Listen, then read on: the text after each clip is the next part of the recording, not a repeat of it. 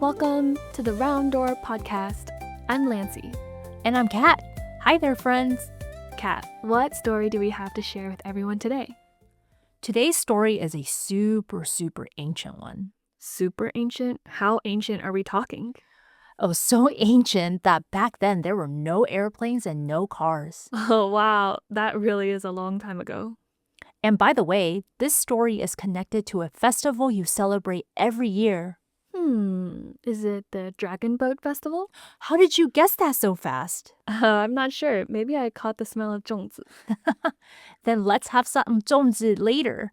But before our story begins, a quick note for parents. Today's story is based on the real historical figure Qu Yuan, blended with folk legend. Since the story touches on the moment when Qu Yuan passes away, we suggest parents listen along with their little ones. All right, are you ready, friends? Let's listen together. Long, long ago, in a time before there were airplanes or cars, horse carts slowly went down the roads and birds flew happily in the sky. China back then looked very different from what it is today.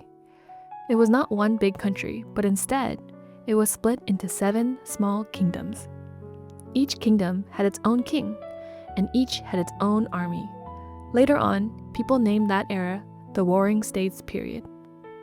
Of the 7 kingdoms, the one with the strongest army and the fiercest fighters was the kingdom of Qin in the west.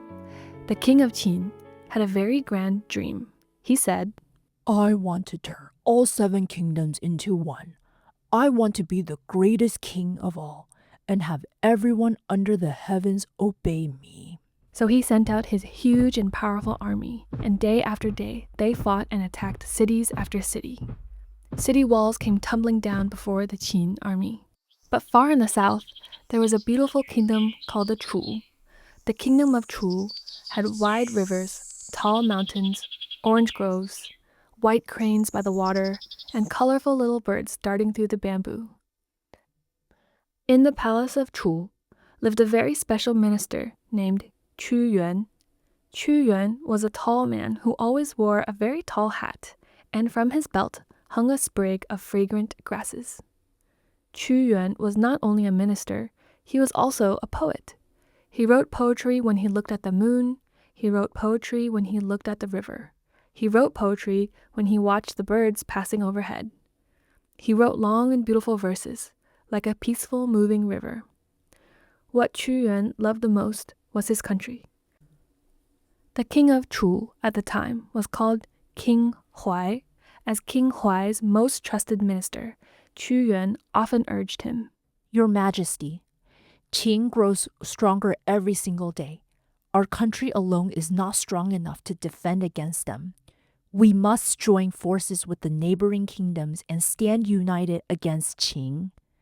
King Huai would listen, nodding along, thinking that what Qu Yuan said made a lot of sense. But there were other ministers in the palace who were jealous.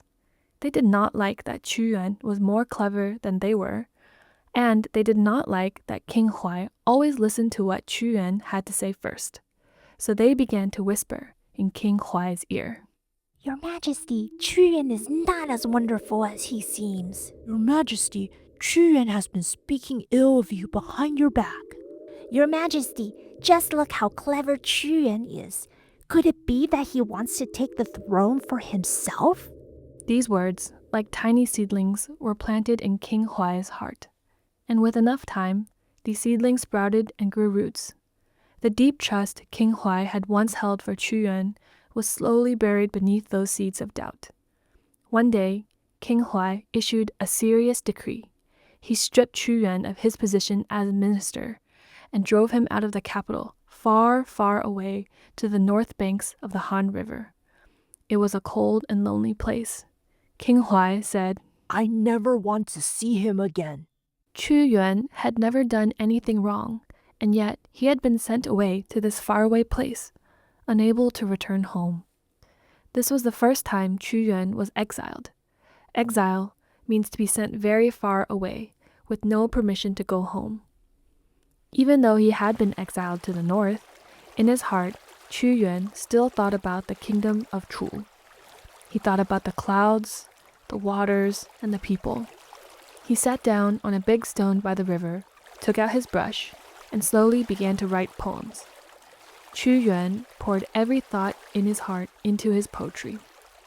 He wrote until the sun set, until the moon rose, until the stars began to twinkle. The river flowed quietly past, as if it too were listening carefully to what Qu Yuan had to say. A few years went by, and something terrible happened in the kingdom of Chu. King Huai was tricked by the kingdom of Qin into traveling to a place called Wuguan. There, the Qin army captured him. King Huai never came home to the kingdom of Chu again. After King Huai was gone, his son became the new king of Chu. He was called King Xiang. Qu Yuan was confident that having seen what had happened to his father, King Xiang would surely fight the kingdom of Qin to the very end. But instead, King Xiang did something that shattered Qu Yuan's heart. Not only did he not stand up to Qin, he took a princess of Qin to be his wife. When Qu Yuan heard the news, he was devastated. He did not hold back and criticize the new king. Qin killed your own father, and now you are marrying a princess of Qin? For Chu, this is deeply shameful. Qu Yuan's words eventually reached King Xiang's ears. The king felt both ashamed and angry. To make matters worse, the gossiping ministers around him all took the chance to talk poorly of Qu Yuan once again. The more King Xiang heard, the angrier he became. At last, he issued a new decree, exiling Qu Yuan to a place even farther away. This time, to a place even more south, called Yuanxiang. There, the mountain forest stretched on and on, thousands of miles from the capital. This was the second time Qu Yuan was exiled. Though Qu Yuan was physically pushed further and further from his home each time, his heart still remained loyal to the kingdom of Chu.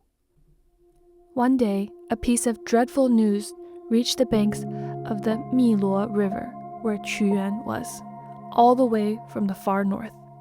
The Qin army had broken through, and the capital of Chu had fallen. When Qu Yuan heard this, he couldn't move. His beloved Chu, the land where he had grown up, the kingdom his brush had described thousands of times over, had been defeated. He lifted his head, and the sky was gray. He lowered his head, and the river was cold. Qu Yuan sat there on the big rock for a very, very long time and said nothing at all. After a long time, Qu Yuan slowly rose to his feet. He walked to the very edge of the Miluo River. The Miluo was one of the great and beautiful rivers of Chu. Its waters were so clear that you could see the small pebbles at the bottom. A soft wind drifted across the surface. Qu Yuan wrote his final poem. Then he picked up a heavy rock, held it close, and jumped into the Miluo River.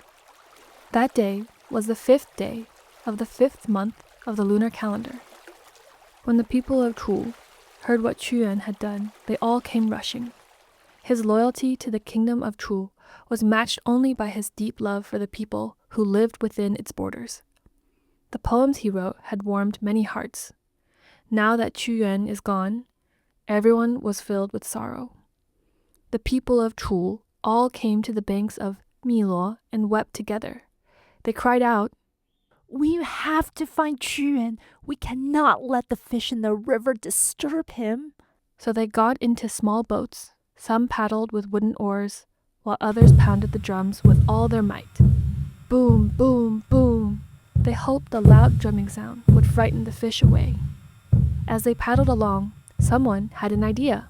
Let us wrap glutinous rice in green leaves and drop the bundles into the river. Once the fish are full of rice, they will leave Qu Yuan alone. Everyone thought that this was a brilliant idea, so they hurried home to steam pots of hot glutinous rice, wrapped it in big green leaves, and tied it tightly with thin strings.